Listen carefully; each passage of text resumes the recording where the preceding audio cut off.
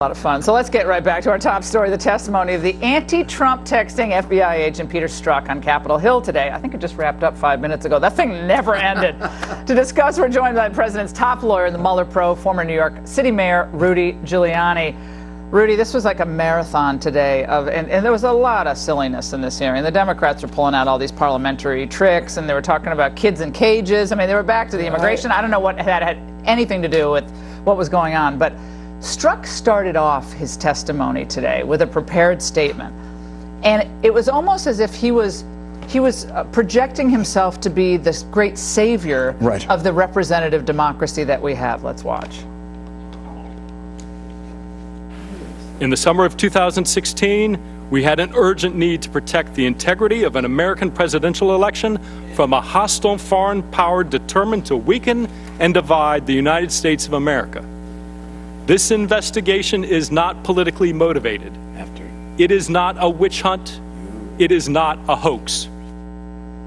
Superman. Well, I mean, with the text saying that he had to stop Trump, he had a whole secret plan to stop him, the names he called Trump. He should never have been involved in the investigation. We shouldn't have to worry whether he was biased or not. If I were running that investigation, I never would have let a partisan like that, nor would I have hired Jim Quarles or Weissman or the other people that Mueller has hired, who have donated money to Hillary, cried because she lost, been found to be some of the most unethical prosecutors in the history of the Justice Department, particularly Weissman. You go hire an unethical prosecutor to investigate the President of the United States? Well, you're going to get an unethical investigation. But today he kept saying, when he was pressed about these text messages, at one point they made him read his own text messages, which he doesn't remember. But he said, well, yes, I wrote those words, but that was late night texting, and you have to know the whole context. It's like the words were there, he wrote them, but he doesn't want to own them. But I think he said he didn't remember the Stop Trump one. Yeah. But then he can't remember his intent if he doesn't remember doing it. Apparently we have a lot of forgetful FBI agents up there. I will tell you, I spoke to about 5 former FBI agents tonight, including a former high-ranking one, very high-ranking. They're glad because they see him as a complete renegade, a complete scoundrel, and a criminal. He's not an FBI agent, and every organization has some really bad people. This guy is a really bad guy, and the reason the Democrats look so bad is they were stupidly defending him.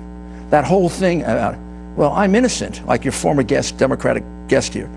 I'm innocent because I didn't leak illegally. That's what Zoe Lofgren was saying. She said, look, none of it came out. They could have leaked this information. Lofgren and so many others said they also could have shot Trump.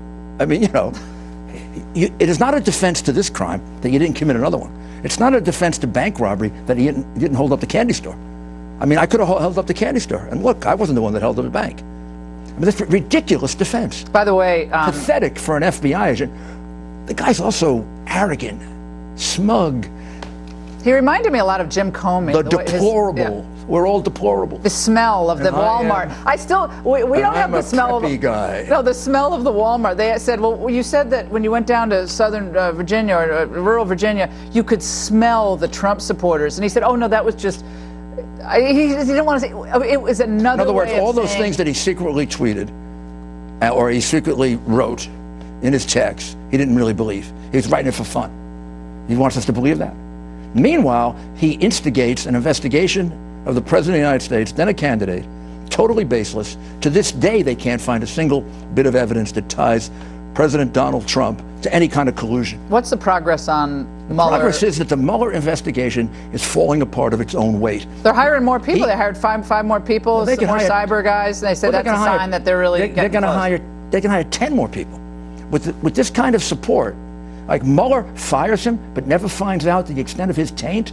To this day, we don't know the taint that he created in that investigation since he started it. That's the investigation we're dealing with right now, with a bunch of people who had the same political views he has. They found out that Mueller did not, in fact, that came out today, did not, in fact, ask any questions about his texts when he departed. So I have an assistant U.S. attorney when I was U.S. attorney. He's writing horrible things about the defendant or the subject of the investigation. And he's with about 10 other people. And I don't find out what he said to them, what he did, who he interviewed. What does that tell you about Mueller? What it tells me is Mueller is asleep at the switch. It's being run by the same kind of Hillary partisans that he is, the same kind of horrible person that he is, with this attitude about deplorable Americans like you and me. And they will frame Donald Trump, which is one of the reasons that they're trying to set a perjury trap for him. And thank God we're tough enough to smell that out. What do you think about the fact that we found out today that Strzok still has a security clearance? I think it's disgraceful, and I am ashamed of the Justice Department today. Why aren't they moving against this guy? Why does he still have a security clearance? Well, there's a Democrat saying he should get a Purple Heart, he said today. Is he still getting paid? I don't know. I think he's suspended. I think he's still. Yeah, I guess he's still getting paid. You are paying, and I are paying his salary.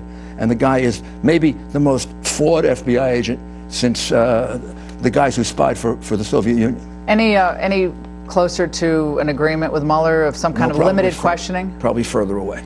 Further away. When you see this kind of thing, you're a lawyer. Would you work your client into a kangaroo court with guys who donated $36,000 to his opponent, cried at a loss party, represented the scoundrel who broke the heart? I never understood the people who thought Trump should ever testify before this Mueller thing. I mean, maybe written questions to certain questions. If you have an objective group of people that you can persuade, of course you'd consider testifying.